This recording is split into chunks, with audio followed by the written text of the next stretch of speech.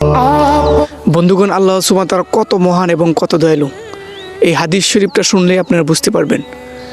রাসূল পাক সাল্লাল্লাহু আলাইহি ওয়াসাল্লাম একটি হাদিস শরীফে বলেছেন, আল্লাহ বলেন, আমার বান্দা কোনো অন্যায় কাজের ইচ্ছা পোষণ করলে সাথে সাথে তার আমল নামায় পাপ লিখো না, যতক্ষণ না সে অন্যায় কাজটি সম্পন্ন করে।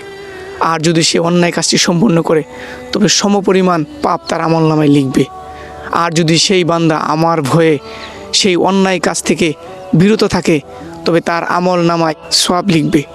পক্ষান্তরে আমার বান্দা যদি কোনো ভালো কাজের ইচ্ছা পোষণ করে তবে সাথে সাথে তার আমল নামায় সওয়াব লিখে দেবে। আর যদি সেই ভালো কাজটি সম্পন্ন করে তবে তার আমল নামায় তার বিনিময়ে 10 গুণ থেকে 700 কিংবা তার চেয়ে বেশি গুণ সওয়াব তার আমল নামায় লিখে দিও। সুবহানাল্লাহ, আল্লাহু আকবার। সুপ্রিয় বন্ধুগণ, আমরা কোনো অন্যায় কাজের ইচ্ছা পোষণ করার সাথে সাথেই কিন্তু ফেরেশতারা আমাদের আমল নামায় কোনো পাপ লিখে না, কিন্তু ভালো কাজের নিয়ত করার সাথে সাথেই আল্লাহ সুবহানাহু ওয়া তাআলার ইচ্ছায়, আল্লাহ সুবহানাহু ওয়া তাআলার হুকুমে সাথে সাথে ফেরেশতারা আমাদের আমল নামায় নেক লেখা হয়। সুবহানাল্লাহ, আল্লাহু আকবার। দেখুন কত মহান আমাদের আল্লাহ, আমাদের রব। অবশ্যই ভিডিওটা শেয়ার করে দিবেন।